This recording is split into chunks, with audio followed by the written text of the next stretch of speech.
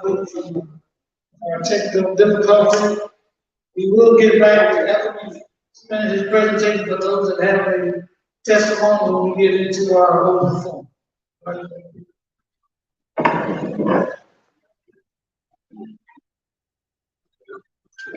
Good afternoon, everyone. How you guys doing? All right. So first off, I really enjoyed you guys singing. You guys are really good. Just a handful of you guys played some good music. And the second caveat is don't listen to anything Dwight tells you. He's lying. Okay. I'll tell you the whole truth. I'm a real nice, gentle guy. Okay. But I really enjoyed coming out to meet with you guys last year, and so I'm really excited that Will reached out again to come out and speak with you guys. My slides are only going to work on this TV over here. So I do have some slides that we can go through. But I'm also happy for this to be largely interactive. So if you guys have questions that you want to ask, go ahead and ask those questions. We don't have to stick to the slideshow. All right, so before I get into my talk, I think there's a couple of things I want you guys to leave here with. Number one, prostate cancer health is a big priority in the community of Black men, okay? And the second thing I want you guys to know is to talk about it, okay? So when I talk, a lot of times when I see men in my office, I say, hey, did your dad have this problem? I don't know, he never told me anything about it.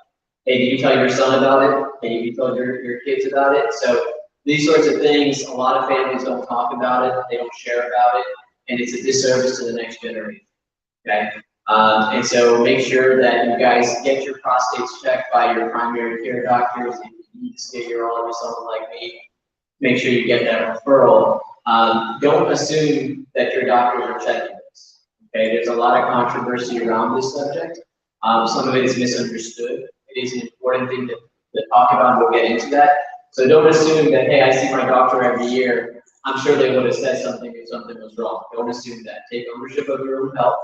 Okay, make sure that your prostate numbers are getting checked. Find out from your family if these sorts of things run in the family. Secondly, as Will was mentioning, you guys are sharing your stories here, which is really important and really powerful. It's one of the, again, the information is key. And a lot of times people feel like they're the only people struggling with these things. And they might have lots of friends that have had the same experience, gone through the same things. And so make sure you guys talk to one another. I actually have a patient right now who's a young African-American man. He's been diagnosed with prostate cancer. And one of the things that I really loved about him is every time he comes to the office, he comes with his brother and his best friend. Both of whom have had prostate cancer. And both of those guys come with him has been really powerful for him because he's been able to share their stories, see the things that they've done, and that's just part of his experience. So I'll get into this, but please stop me as we're going through. If you have a question or if you want to diverge, we could just talk in any sort of way that we want over the next 30, 40 minutes. It doesn't have to be simply talking through this. So this is the outline I put together. So I'm going to start off talking about the basics of what a prostate is. Then we'll talk about the things that can go wrong in your prostate. We call that pathology. Then I'm going to talk a little bit about how we diagnose prostate cancer. Then I'm going to talk about some of the myths around prostate cancer. And then lastly, we'll talk about sort of what you do with prostate cancer. So, what is the prostate? So that's what it looks like. That's an anatomy picture. So the prostate is an organ in your body. It's a sexual reproductive organ. So the prostate makes a lot of fluid that comes out when a man ejaculates. So the seminal fluid that comes out when we ejaculate is made up largely of the prostate. There's also organs attached to the prostate that are kind of hanging off that. We call those the seminal vesicles. And then also the smallest component is what your testicles produce, right? The sperm, they come into the urinary tract through what are called the vas deferens, right? So when you guys have heard of vasectomies, right? So when you look at those vasectomies in your scrotum, ultimately the end goal of those tubes is your prostate. So all that stuff comes into the prostate, into the urinary tract. And so that's what this organ is all about. So it's mostly for sexual reproduction, but there may be some role of male urinary control, okay, as well in that organ. It's very close to a lot of important structures that have to do with urinary health and also sexual function. So where is the prostate located is deep in your body. You're not going to feel it on your own, okay? So you can see in this diagram, if you go into your doctor's office, how they're going to examine that is with the rectal exam. So you put your finger in the bottom and you can feel the prostate. Dwight's had a couple of those. I hope all of you guys know. Okay, it's located beneath your bladder. It's in front of your rectum. The urine collects in your bladder, okay, right? Everyone knows that. And then it comes out through the urethra. The urethra goes through the prostate before it enters the penis. And so you can really see the anatomy. Any questions about this kind of basic, what it does, where it's at, anything like that before we move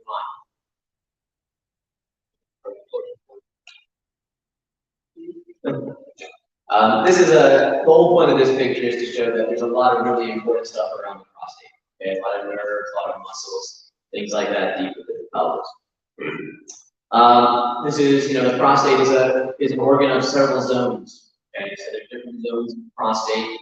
So the yellow zone there is where most prostate cancers come from. We call that the vertical zone. It's closest to the rectum. So when we have a prostate biopsy, a lot of times that's what we're sampling. The blue part there is the part that goes right around the urethra. So when that part gets enlarged, this is where it is, where you guys are having difficulty urinating because of that part of the prostate. You can get cancer in any of these parts of the prostate. The yellow one is the most common. Okay? So what are the things that can go wrong with the prostate? The first thing that's very common is called benign prostatic hyperplasia. You'll often hear people say BPH. Okay, so just about every guy above age 50 is going to start to develop some of this. Okay, as that prostate gets a little bit larger as we get older, you're going to start waking up once or twice at night, right? Your urinary stream is going to start to get a bit slower. All those things are part of natural aging is because of this prostate. So again, the urethra is running through the prostate, and you're going to start to squeeze that shut a little bit. That's why you start to get these symptoms. Okay. So for a lot of guys, it's again very common. It may not be to the point where it's bothersome, but for a lot of guys, it is. Okay? And so this is not a cancer problem. This is just an enlarged prostate problem. So there's different things that we can do about that. Sometimes there are medications that we can use. There are a lot of men. There are medicines that come what's called Flomax. So a lot of men may give that. There's another drug that's common called finasteride that works by shrinking the prostate. So these are common medications that we can use to treat the urinary symptoms involved with the prostate. Okay. For some guys, the medicines aren't going to be strong enough, or eventually the medicines will stop working. So there's surgeries that we can do with the prostate to open up the channel so that the urine can come through strong. Okay. Anybody here on any of these medicines? Yeah, a lot of guys. Anyone had any surgeries to help them be better? Anyone? That's the next step. Next step. All right. So typically we start off with medications, and then once the medications don't work, or if people don't like the side effects of medications, then we move on to surgery. Okay. Now this type of surgery is again for non-cancer related. So when you think about the prostate, you got cancer related problems, which we're going to get into, and non-cancer related. Okay. So this is a non-cancer related problem. So these types of surgeries aren't the types of surgery we hear about for cancer. It's different. It's really to help you be better. Okay. Yes, sir. Oh, good. And I've been affected by chemicals. And what I know is I had the radiation because of paying so much money. Everything sitting on prostate work. I was wondering, is there any chance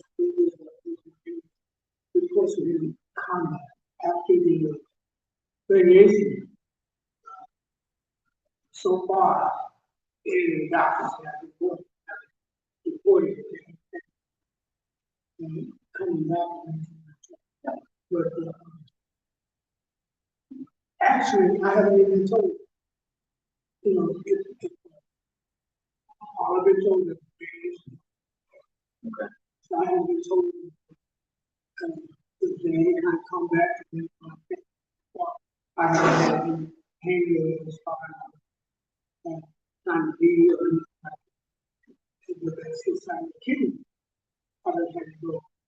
I don't know if this is part of the process. It's kidney. So let me just make sure I understand correctly. You had treatment for prostate cancer with radiation. Is that what you're saying? Correct. And your question was, how do you know it's come back? Correct. Okay. And then, is there a relationship to the kidney? Correct. Okay. So let me answer in two parts then. So whenever you've had treatment for prostate cancer, we'll get through some of this towards the end of the talk. There's generally two types of treatment that are offered. One is surgery. That's what I do. I'm a surgeon. So I can go remove the prostate. The other very common treatment is radiation, which is also surgery. Okay. In both types of treatment for prostate cancer, the way that we determine the effectiveness of those treatments is by following the blood test called PSA. Right? So we use that blood test, the PSA, before a diagnosis of prostate cancer to identify men who may be at risk of prostate cancer, and then you start having biopsies and things like that. And then after treatment for prostate cancer, we use that same test to follow the effectiveness of the treatment. Now with surgery, we expect that PSA number to go to 0. Okay, so we call it undetected. With radiation, that number will come down to a very low number, not become 0, but it will become a low number. It should stay at a low number for the rest of the time. And so what should be happening is that your doctor should be checking that blood test on some level, some frequent basis after your treatment. The PSA. Yep. And so in the year or two following your treatment, they'll probably check it on every 3 months, every 6 month basis, depending on how far out you are from treatment. So if you're several years out from treatment, that test may only be checked twice a year or once. Okay. But it's important that that test be done at least once a year for the rest of your life. Okay. And monitor where that numbers are at. Okay. Again, they should stay low for the rest of your time. You've had radiation, it should not rise above a certain level. Okay. What if I was saying, they have said, that this is certain gauge is supposed to be 2 or whatever.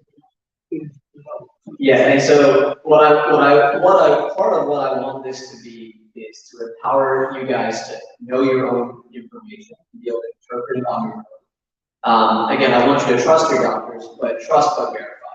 Okay. And so after radiation, your number will have come down to a low number. Okay. The lowest number that it achieves after radiation, we call that the nadir. Okay, the lowest number. For radiation patients, your value can only go above 2 points above that nadir. Okay. So it's common that most people will nadir less than 1. Okay, so some decimal value. So your values really shouldn't ever get to 3, for example. Okay, so 2 point whatever should be the highest that value should go. Okay. And if your numbers are constantly rising after radiation, you still got a problem. Okay. If your numbers are staying relatively flat, okay, then you're okay. Then you're good. Okay. With surgery, it's a little bit different. Your numbers should be 0 after surgery and should stay 0 forever after prostate cancer surgery. So we were talking about non-prostate cancer surgeries. It's a little bit different. Okay, so anytime you've had treatment for prostate cancer, it's important that someone's following those numbers, and you should understand what they're looking for in those numbers so that you can keep track of it. Sometimes what happens is if you see a radiation doctor or a urologist for your treatment, and then you go back to seeing your regular family doctor, sometimes they know how to interpret those numbers, they should, but sometimes they don't. Okay, so that's where I've seen people get into trouble is, they don't understand what they're looking at. Okay. Any other questions on that? After removal of prostate, what's the effects of sexual life? Yeah, and so I'm going to go back to this picture here. So it's a little bit of a complicated picture here. So on the far left of the picture is where the bladder is. On the far right is where the penis coming out. The structure of the bladder is the and all those pink bands there are all the muscles and nerves around the prostate. Okay, so when I'm talking to a guy about prostate cancer surgery, I always emphasize 2 side effects, 2 domains of life that are impacted with both surgery and radiation. Okay, with surgery, there's a muscle there called the sphincter. Okay, that's the muscle that keeps the urine in place. So anytime we laugh, cough, sneeze, bend over, tie our shoes, stand up, take something heavy, we don't know it, but our body is sending a bunch of nerve signals to those muscles to stay strong, so that urine doesn't squirt out of you. Now, when you have surgery, especially right after surgery, those muscles are going to get weak. Okay, so it's very common after surgery for at least several weeks, sometimes up to several months, that men are going to have what's called stress incontinence. This is the type of leakage of urine that happens when we do anything that increases our intra-abdominal pressure. So something simple, bending over, tying your shoes, that generates, you might have a squirt of urine that comes out. Okay.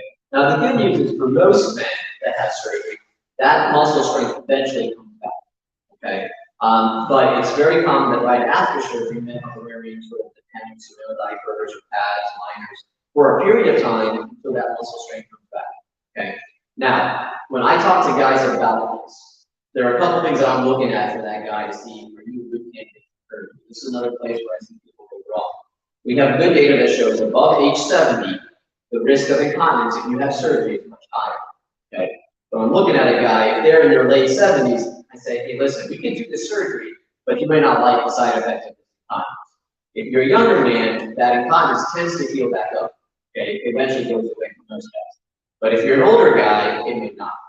So that's something I emphasize when I'm talking about surgery as a treatment. Radiation as a treatment does not have that type of incontinence. Okay, so leakage in urine with radiation is actually quite rare. There is a type of leakage in urine that can occur with radiation. We call that urge incontinence. Okay, so incontinence just means leakage of urine. There's different types of incontinence. So with surgery, it's a stress incontinence. Again, it's about the pressure you generate, the strength of the muscles. With radiation, the bladder's going to get irritated. Okay, so when they radiate the prostate, there's going to be some collateral or scatter radiation against the bladder, and that's going to cause the bladder to get a little overactive. So guys that go through radiation, they probably, at least for a period of time, have to keep on frequently. Okay, that's typically short-lived, but it can be a longer-term issue. And the type of incontinence some guys might get with radiation is, I got to get to the bathroom so bad, so quickly that I can't make it. Okay, so again, the stress incontinence and urinary differences is one domain of life that gets impacted with surgery radiation. The effects are different. Okay, so stress incontinence is a surgery problem. You don't see that with radiation. So generally speaking, I'm meeting with a guy talking about prostate cancer diagnosis. If you're a younger guy, so less than the average age of diagnosis of prostate cancer from 65, 66, something like that. So if you're in that ballpark and you're otherwise healthy, surgery might be a good option. But if you're later in the years, so if you're in the late 70s, especially your 80s, I don't operate on it, okay, because of that issue specific. Yeah, not that you can't do the surgery, not that you can't wake up from surgery to okay, it's that you're probably at high risk of incontinence, and that's something that's going to impact you all day, right? And that can be miserable if it's really bad.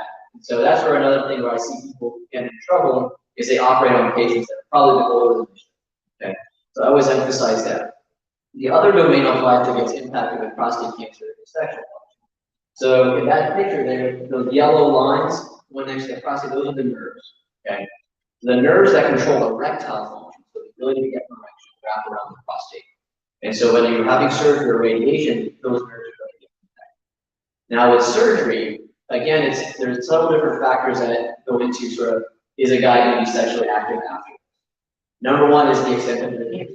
So if they got really bad cancer that's growing into those nerves, I can't spare those, right? So when I'm doing surgery, my objective is to cure you your cancer. My second objective is to keep your urine in and make sure you get erection. But number one goal is to get the cancer free. Okay? And so if there's cancer going into those nerves, so if you've been diagnosed with more aggressive cancer, ability to spare the nerves during surgery may be limited. Okay, so that's one issue. The second issue is where you at with your erections to begin with. Okay, so a lot of guys have some baseline erectile dysfunction, right? So that's, if you look at statistics, about half of guys over age 50 have some issues with their erection. Okay, so if you've got issues with erections already, me going in as a surgeon and mucking around with that is not going to help. It's only going to get worse. Okay, and then the last component is age. So age is important. We know that the younger you are, the more likely those nerves are to heal. Okay, the older you are, the less. So again, when I'm counseling a guy about surgery and what the impact of sexual function is going to be, those are the things I'm looking at. How expensive is the cancer? Can I safely spare the nerves without leaving cancer behind? What's your baseline sexual? And what's your age? Okay, so that gives me a sense of what are your odds. The odds, even in the best case, so let's say you got a young guy with not bad cancer, you can spare your nerves on both sides. Best case, I usually quote 50-50. Okay, 50% chance you're going to come out on the other end of this with your sexual function intact. Okay, so a lot of times that is impacted. The same is true with radiation surgery. So when the nerves get radiated as well, so when they radiate the prostate, those nerves get radiation too. Now radiation doesn't impact the nerves as quickly as surgery does. So in surgery, it's like right away. When you come out of that surgery, those nerves have been damaged. Okay? With radiation, the nerves can tolerate some of the radiation, but there will be sort of a more rapid decline in that function than otherwise would have happened if you didn't have it. Okay. The other thing that sometimes goes with radiation, okay, is depending on the type of cancer you have, the stage or the risk of the cancer that you have, there may be a component what's called hormone therapy that goes with radiation. Okay. And when you say hormone therapy, it's really anti-hormone therapy. treatments that take away your testosterone. Okay, so we put people in risk categories with prostate cancer. We got very low risk at one end and very high risk at the other. With radiation, if you're that intermediate risk, we typically use 6 months or more. Okay, if you're in the high risk though, it's 2 or 3 years. Okay, if you got cancer that's spread outside of the prostate, it may be the rest of your life. Now, what happens when you do those treatments that take away your testosterone? It may not impact your erections, but it's going to take away your sex drive. Oh, that's your libido. Okay, so your sex drive is driven by your testosterone. So in radiation, the erections may not get impacted as much, but your sex drive might. Okay, so again, there may be a different way that your sex drive is impacted. So either way it goes. Either way you go, it could be a tough spot. Either way you go, right? And so that's the unfortunate truth. And so the first thing I ask whenever I diagnose a guy with prostate cancer is, do they need to be treated? Okay. And so, Dwight, if you're okay, I'll share a little bit of your story. Okay. So I think we first met last year after this talk, right? And Dwight got diagnosed with a low risk prostate cancer. Okay, so he was on the better side. And so I said, hey, Dwight, we don't want to rush into treating you because hey, I might risk these problems, right? And we don't want these problems unless we don't have to, right? And so we've been watching Dwight.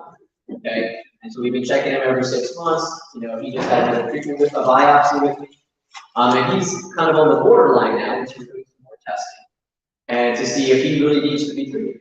Okay, and so that's the first thing I spend a lot of time on is, do I really need to treat you? Right? It's always a trade-off. Every treatment that we do in medicine has side effects. There's no stop-free treatment. Everything's got a risk. And so the question I always ask is the risk worth it? Now, if you've got a bad cancer, then yeah, the trade-off is worth it, right? Then you want to take on the risk. But if you don't have a bad cancer, then you don't need to take on unnecessary risks. Okay?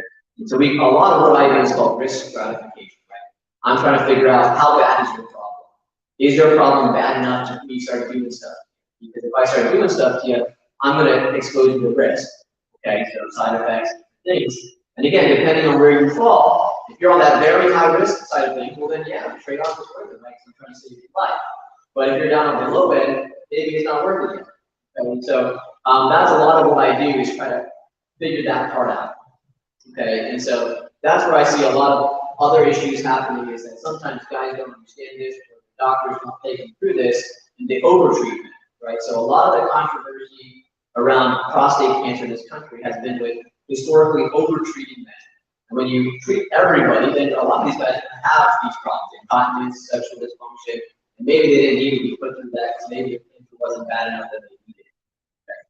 And so that's where there's been a lot of pushback against prostate cancer treatments in this country is that a lot of prostate cancers may be slow-growing, non-aggressive cancers that may not need treatment. Okay. And figuring out which are the ones that need treatment is the most important thing. So don't hear that message and think that prostate cancer is not a problem. It is a problem. Okay. Prostate cancer is the #2 cancer killer in men in this country. Okay.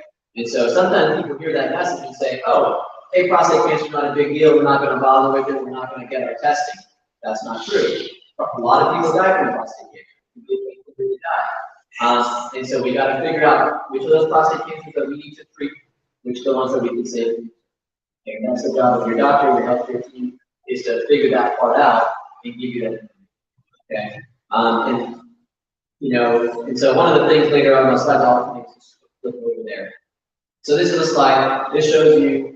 It's kind of hard to see, but this is published every year. This is probably 2 years old now, but it's the same every year. From the American Cancer Society. It shows you in men and women what are the most commonly diagnosed cancers. Okay, so that's the first slide. First part of that slide. The top half is the number of cancers that are diagnosed each year. Okay, and you can see in men the most common cancer that's diagnosed is prostate cancer. Okay, now a lot of those prostate cancers, again, maybe these low grade, don't need treatment kind of prostate cancer, you might need to watch it. Okay, but the second half of that slide shows cancer deaths in this country. Okay, why people dying from cancer. The #2, prostate cancer. Okay, so it's not a minor thing. It's a major problem. African American men are at higher risk of prostate cancer. Okay, and that's the thing is, I'm really sad sometimes I see my African American patients come in and they haven't got this message. They waited too long, and now they got a really bad problem. Their cancer's in their nerve, their cancer has spread. And so now we got even higher side effect profile because they weren't identified early. And so the studies that look at this, you look at, okay, are African American men, higher risk than Caucasian men? So there seems to be, yes, a higher propensity of prostate cancer in African American men. But if identified at the same stage, the outcomes are the same. What happens is, unfortunately, African Americans are usually found later. Now, why that is a very complicated topic, right? Sometimes it's access to care, right? They don't have access to insurance, can't get in to see their doctor. But sometimes it's health literacy, right? Do they know about this problem? Do they go see their doctor, right? That's another problem. Another thing is, things like this, right? Are people understanding? Do people talk about it? Are they aware of this? They're at risk of it. It's the culture. Yeah, and so that's why things like this is very important. I'm really happy to see stuff like this happening. And I'm happy to see a patient listening to earlier who's coming in with his brother and his friend. It's really important that you guys talk about it. And if no one talks about it, then no one knows about it. And we can't give good treatments. And so the treatments are side effects and worse. And so again, it's about getting into your doctors, making sure it's trusted. And again, if you have it, make sure you tell your brothers, your uncles, your kids, all the men and families should know, hey, we have this in the family. So when you get to 45, make sure you go see your doctor. Make sure they're testing this. That's the other thing I see again. People go, I see my doctor every year. I assumed that they were doing it. They may not be, but you got to check. So you got to take ownership of your own health. Make sure that your doctors are doing that. Because if you're not taking care of yourself, maybe someone else is doing it for you. But you definitely make sure someone's got your back. But good question. I believe more of it is a culture. Yeah. Because honestly, this is one of the only that you hear about where black men are coming at the top. That's because one of the group and one of our pastors animated we do something about cancer. Because honestly, if you think about it, black men don't come to the doctor as much. I wouldn't have been there second wife. Honestly, the truth. So it's a culture thing, what it is, because we don't talk about it. Yeah. We don't talk about it. We don't look at the doctor and think, because most of the black men, Superman, we don't want to look at that. That was one. Yeah, I would say it's definitely something I've noticed in African American men when I see them. But it's not just African American, it's all guys. This is a problem I see with all men. All men sort of have this they don't want to go to the doctor. So you're not the only guy whose wife's dragging in there. Most of my patients are wives dragging in, right? And so it's good that we have ladies in our lives that take care of us. There are actually studies that show that men live longer if they're married, probably because their wives make them go to the doctor. And so, but again, it starts with talking about it, demystifying the subject. It's hard. It's hard, It's hard when you're talking to a guy in the office and say, hey, man, you've been diagnosed with this problem. These are the side effects, right? No guy wants to hear those things. But it's important. Yeah, and so. Sexual. Yeah. Together, you don't sit around like, been able to be better.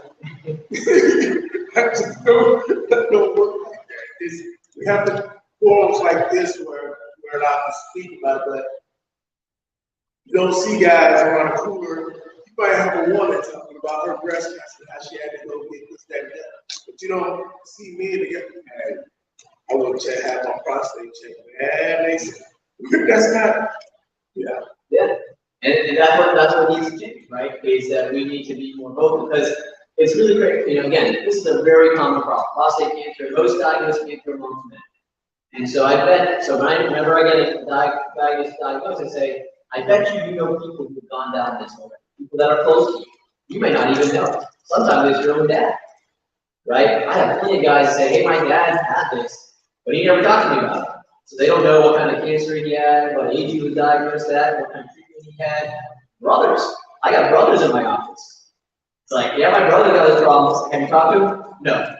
Why not? Right? And so people have a lot of resources at their fingertips in their own families, in their own communities, their neighbors, right? Take advantage of those things. One of the ways to help me was talking to them. Last year, like I said, when I first came to see me like a month after he was here, the appointment was already made. Yeah. And afterwards, we had people from church who was talking about it. I shared, and he came to me and said, I just want you to make it do this.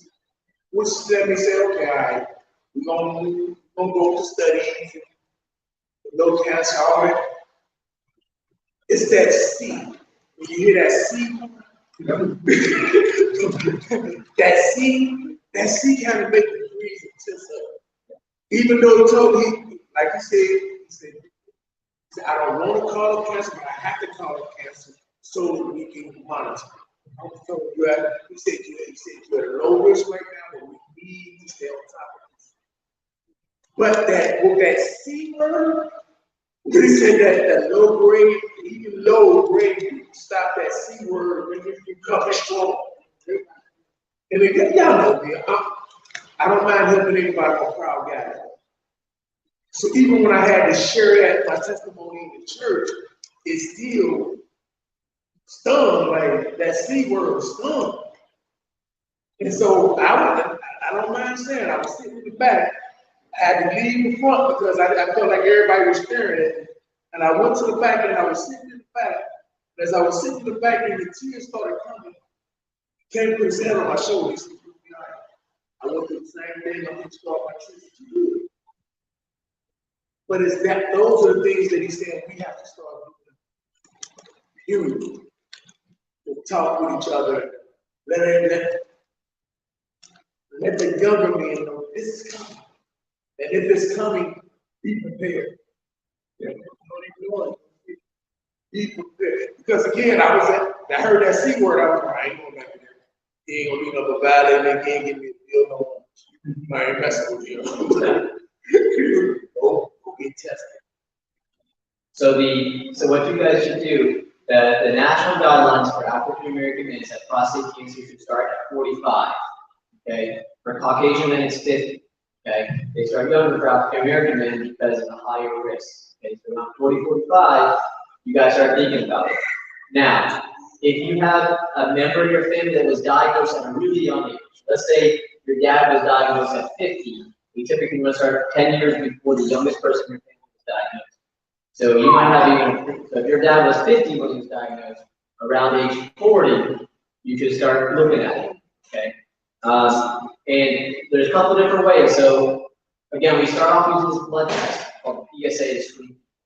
There's a couple different ways to look at it. A lot of people will just look at the number. Okay, how high is that number? Looking at it that way, a value above 4 is concerning. Now, if you are young man, you're 45, 50, that number should be less than 1. And so if your number is 5 or 4 and you're 50, that's a problem. Okay. Your number is 3 and you're 50, that could be a problem, right? And so part of it is understanding the numbers. And again, a general practitioner doctor may not understand the nuances of it, okay? But if you make sure your doctor is getting it checked once a year, there's a good chance that even if they miss it the first time, they'll catch it second, okay? And so that's where it's important that you get plugged in. And it's not just prostate stuff, it's all of our health, right? So we're not, just prostate, right? There are so many more things. You talked about kidneys. That's another problem that we see. High blood pressure, diabetes, all of these things are risk factors, health issues, right? And so again, health awareness is very important in our communities to talk about these things, make sure that we're getting medical checkups. And again, it's powerful when you know a lot of people that have gone down this road and, hey, it's going to be okay. Other questions? I like this. Let's go through questions.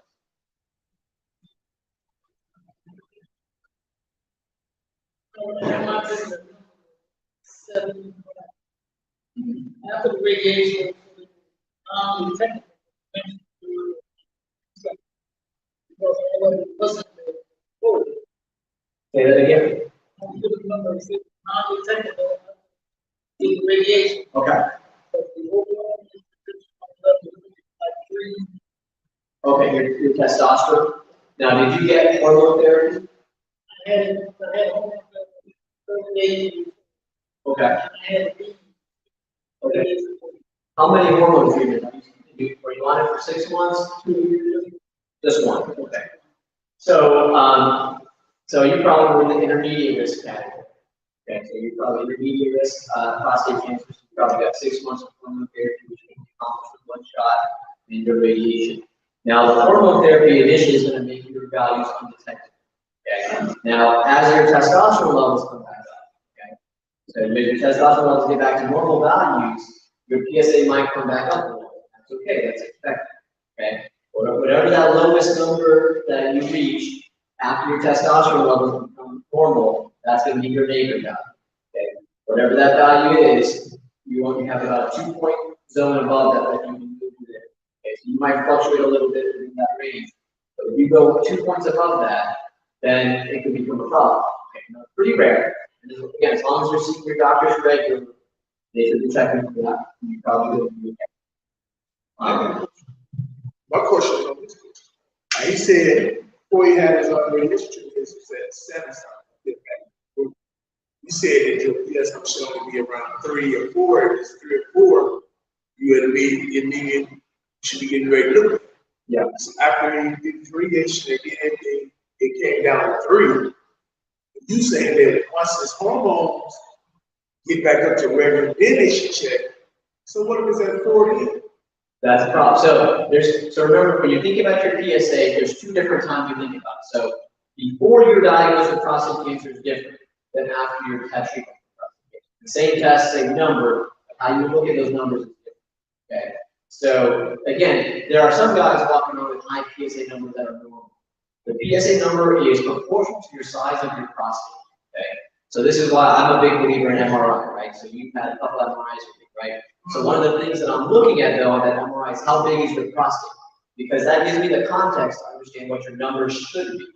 Okay? And so if you got a small prostate, your numbers should be low. If you got a big prostate, your numbers could be high and be normal. Okay? And so your initial value of 7 before your treatment was probably high for the size of the prostate that you had. Then you had your biopsy and you were diagnosed with prostate cancer. Then you were treated for prostate cancer. So we'll say his PSA number became undetectable. Okay. So after his treatment, PSA number became undetectable. I think you said your testosterone values were, was it 3 or 300? 3. So that's the effect of that medication, that hormone treatment. Okay. So that drops. So an average guy's testosterone is usually in the 300 to 600 range. Okay. And so with that shot though, it drops it to less than 50, maybe all the way down. Okay. Now what's going to happen is, so early on, your PSA was up here, your testosterone was up here, they radiated your prostate, your PSA came down, gave you a hormone therapy, PSA came down. Now that you stop taking that hormone therapy, eventually your testosterone is going to rise. You want your PSA number to stay low. Okay. So as long as that happens, you're good. Okay. If your PSA number starts coming up and crossing a certain threshold, then they have to start looking to see if there's more cancer. Okay. And so hopefully, and again, radiation is a good treatment. Your testosterone level should recover, your PSA number should stay. Won't get tested next month. Yeah. And so again, early on, right after radiation, they might test you. You know, when I do surgery, for example, I test people every 3 months for the first year, and then after the first year, I check it every 6 months for the next couple of years. And usually after 3 years, if things are looking good, I'll go to once a year. And so it just depends on where you are after your treatment, with regards to how often those numbers are going to be checked and how those numbers are being interpreted.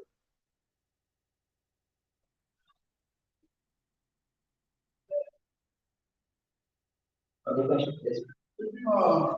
Over some things or vitamins in his hand that go with this situation. What can we do for preventing that so keep our kids down? Yeah. Pretty much keep it down. Yeah, so there is most of, for this particular cancer, there's very few causative things, right? So a lot of the other cancers that treat bladder cancer, kidney cancer, smoking is the biggest risk factor. Okay. There's probably a component of obesity as a risk factor for prostate cancer. I think this gentleman over here mentioned that he was a veteran. And so some, especially Vietnam era veterans, okay, they served in Vietnam in country. Agent Orange was a chemical they used to kill vegetation. That's been linked to prostate cancer. So there are some chemical exposures that are we're starting to understand that diet and exercise may also have a role to play. And so again, I tell them there's not a very clear sense of, okay, do X, Y, Z, and you avoid this problem. But there does seem to be some association with the general sense of your health and your risk factors for lots of cancers.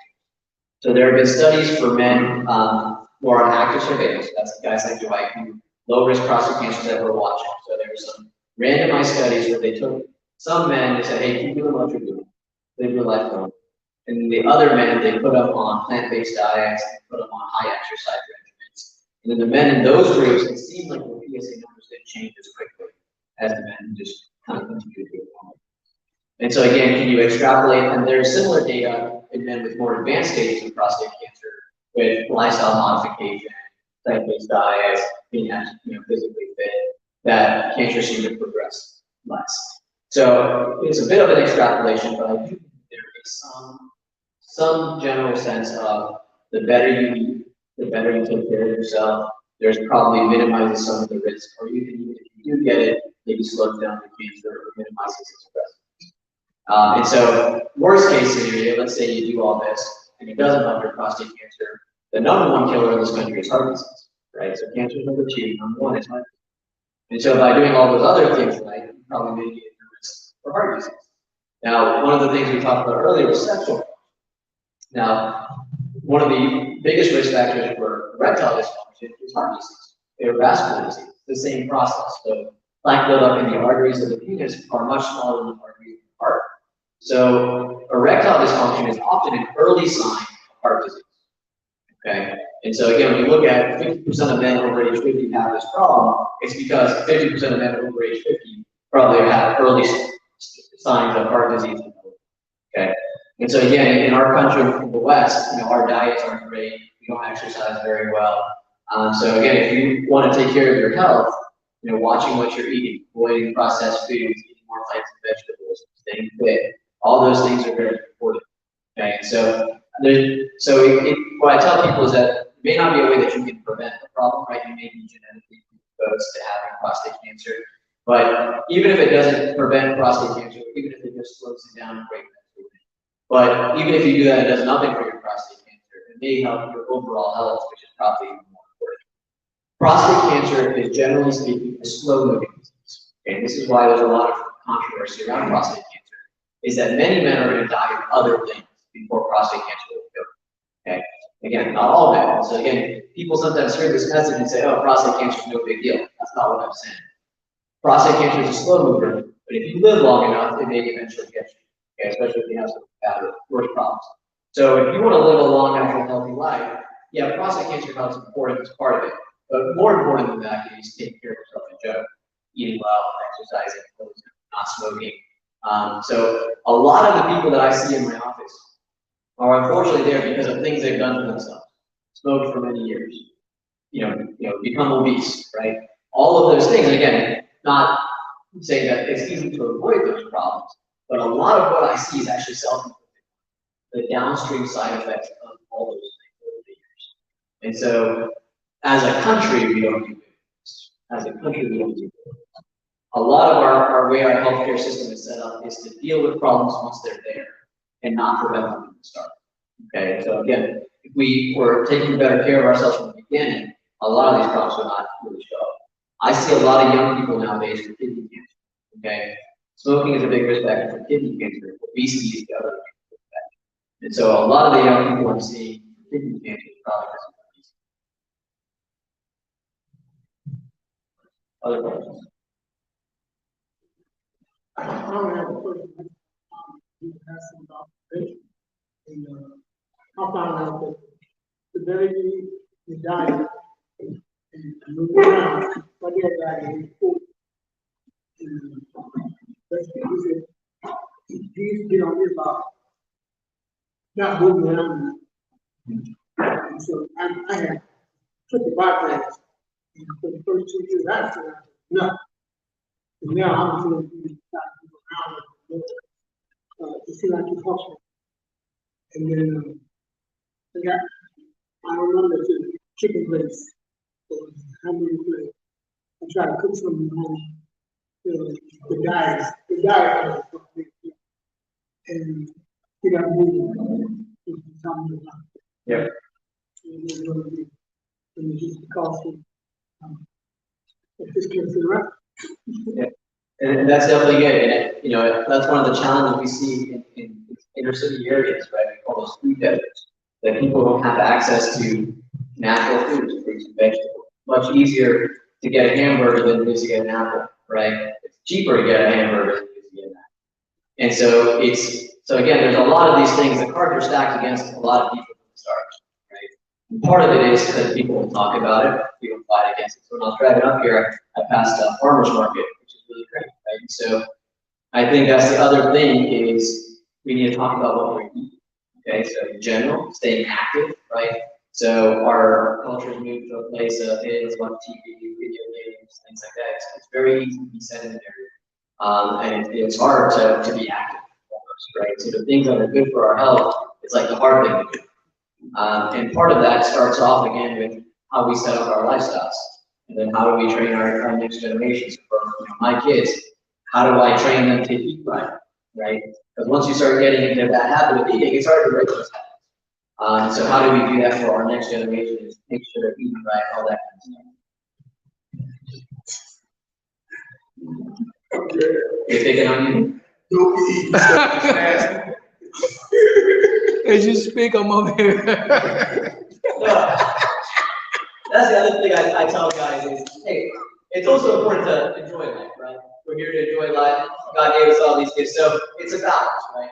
You know, you got to enjoy your hot dogs, your hamburgers, all that kind of stuff. So it's about moderation, right? So it's about, you don't want to be on the extreme of any side, right? So it's about finding that right balance. You know, and so you got to enjoy things once in a while too, but it's just, again, thinking about these things, having these conversations as a church family, you know, thinking about this, right? So it's okay to have a jelly donut. Definitely. Once in a while, you got to have a jelly donut. Okay. You can have two. Yeah, as long as it's not every day. No, I had two. There you go. So once in a while, on the weekend, you splurge a little bit, enjoy life. But every day, Monday through Friday, for example, hey, I'm gonna watch what we eat, you know, and then on the weekends we're gonna have a good time, something like that. Okay? It's about finding that balance, and that's what I think we need. Yes. Other questions?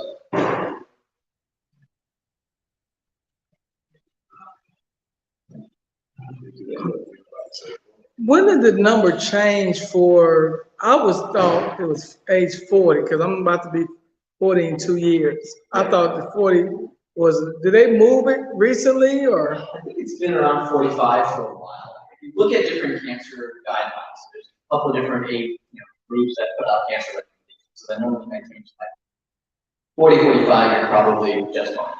Unless you have a family member that was diagnosed with prostate cancer at a very young age, right? Like early 50s, start off or 45. There's some data about, you may not need to do it every year. I think that, practically speaking, you should probably see your doctor every year and have a check every year. Again, having multiple data points on that number allows us to interpret that. And so that's what I recommend. But 40, 45, the fact that it's on your radar is a much better place, right? You're already several steps ahead of us, right? The fact that you're even thinking about, hey, I got a couple years away before that check this, that's a great place. So, I think 40, 45 doesn't really matter so much as the fact that it's thinking about it. I think one of the nice things is after coming here and listening to me speak for a moment, you probably like, okay, I'm gonna check my numbers, make sure my doctor got it. And so I feel like I want, that's, if it was just for you to get right, to get those numbers, that's great. And so,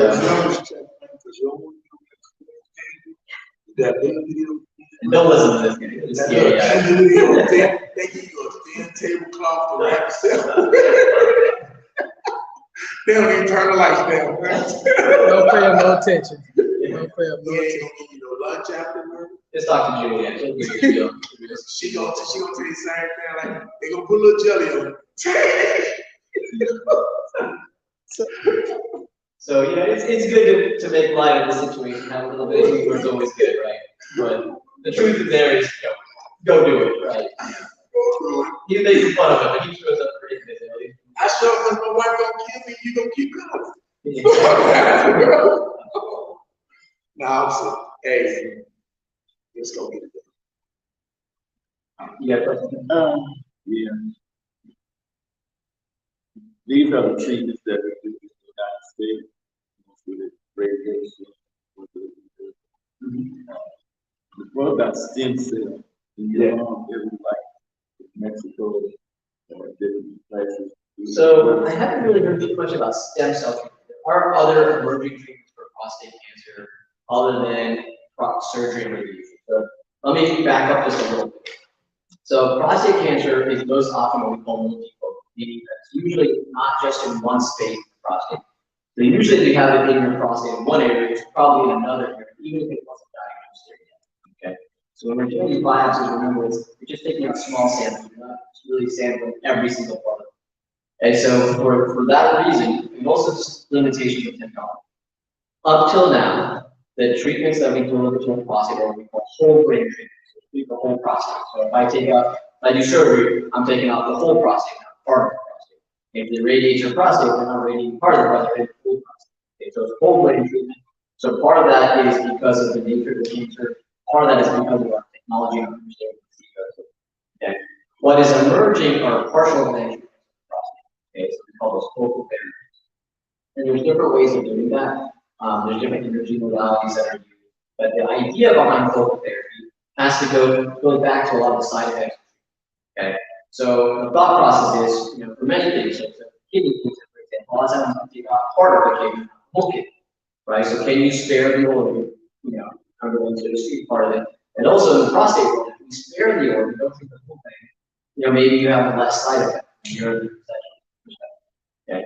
So I think that is an emerging area, and in the next 10 years or so, it may become an option for some men. Now, the treatments are already there. Okay, so if you get on and you start reading about it, the FDA approved what's called HIFU, focal therapy agent, in Europe. So it's available. But if you look at the literature, if you look at the guidelines, it's not yet recommended as a standard of care. You don't have yet enough data to say that it really works. Okay. So some of the early sort of midterm data is okay, but it may not be the rates of cure of those treatments aren't as good as with surgery. Okay.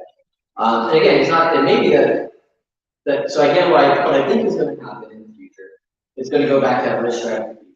Okay, it's going to go back to picking the right treatment for the right patient. So there probably are some men for whom a focal therapy type treatment is a good option. There are probably some men for whom it's not. Okay, and the hard part is going to be figuring out who's who.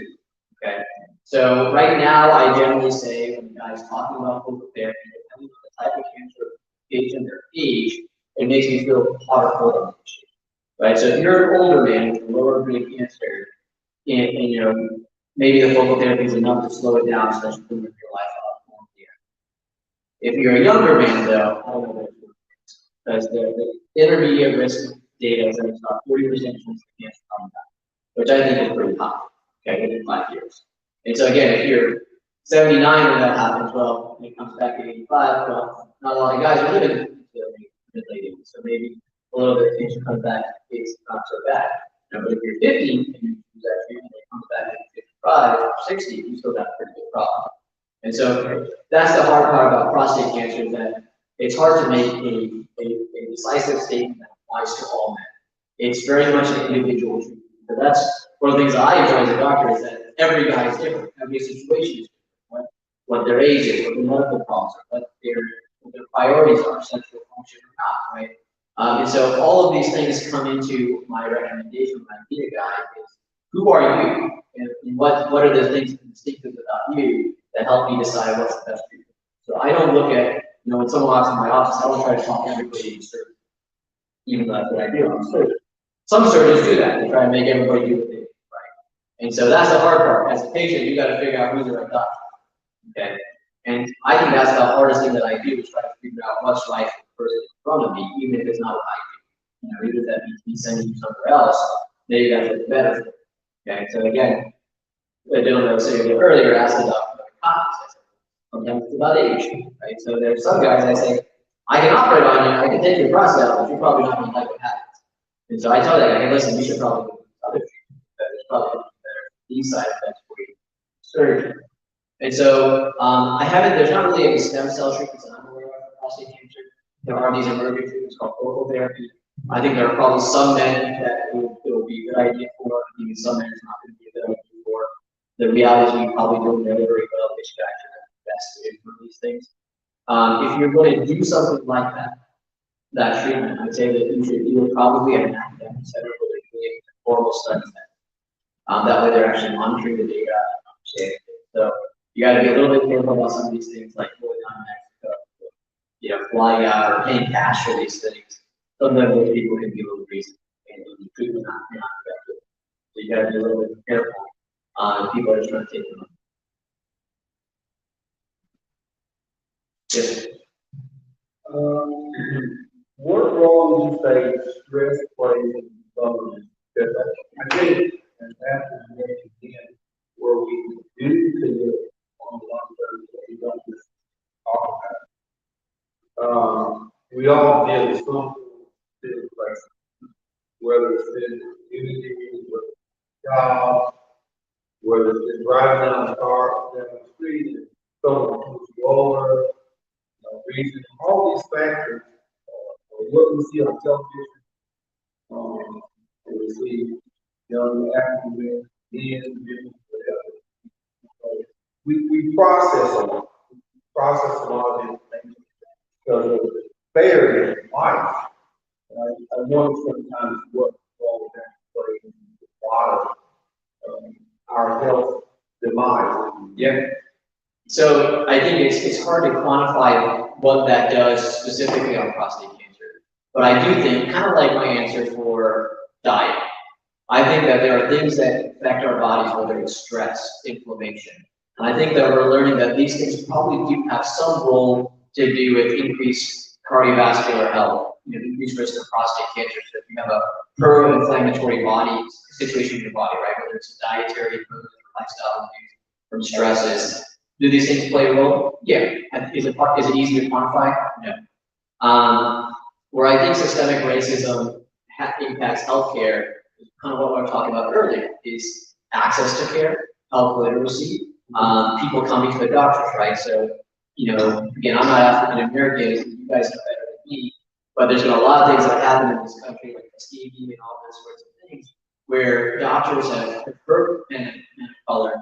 And because of that, there's a lot of mistrust in the community of the formal healthcare system, right? And so that's where I think where we got a lot of work to do, right? So African American men say, boy, I don't know if I can trust that guy. Is what he's telling me true? Is he just trying to take my life? Is he trying to hurt me? So I think that's where you guys talking amongst yourself is where this really important. So yes, I do think there is some impact of systemic racism, but it's a really complex thing. It's really hard to unpack. So yeah, there probably is a physiologic role, but I think probably more important, or say probably more impactful than physiological, is about people's attitudes towards healthcare, and not going to see their doctor, not wanting to talk about it, things like that. So I think that component of things is probably even larger than the physiologic. Although I agree. I do think that there is a component of physiologic stress. But again, it's hard to say how do you measure that. Hard to quantify. How do you quantify? The last question I have for you is, I take some supplements, some things I don't use with diet. And every time I go to, I think it's unlimited health store, out in Centerville. You know, there's someone who is trying to fill it and stuff like that. When I saw something for like prostate, they got everything. I just want to get your thoughts on the supplements. Yeah. So in general, my answer when people ask me that is I don't think it hurts. I don't know if it helps. And so there's lots of studies that are so if you look at the supplements in this country, they're not regulated, right? So if I prescribe you a medication, that's regulated by the FDA. There's certain standards that manufacturers are supposed to meet. They check those things. None of that stuff happens in the supplement market. So if you're just taking on good faith that whatever they tell you is in that bottle is actually in that bottle, that whatever quantity they're telling you is in there. And people that have gone and done like random studies, there's vast variation of how much is actually in there, to what degree it's in there. So when you look at the data that's there on supplements, there is some mixed results. Okay, so it's not all negative. There may be some value. The hard part is if in X study they use this dose of the treatment, right? So this supplement, let's say supplement A, and you go to the market and you buy supplement A, you don't know if there's actually supplement A is in there. And you don't even know if the right dose is in there because no one's checking. And so my general sense is take your multivitamin, okay? But a lot of this stuff from prostate, I'm a little bit skeptical, okay? If you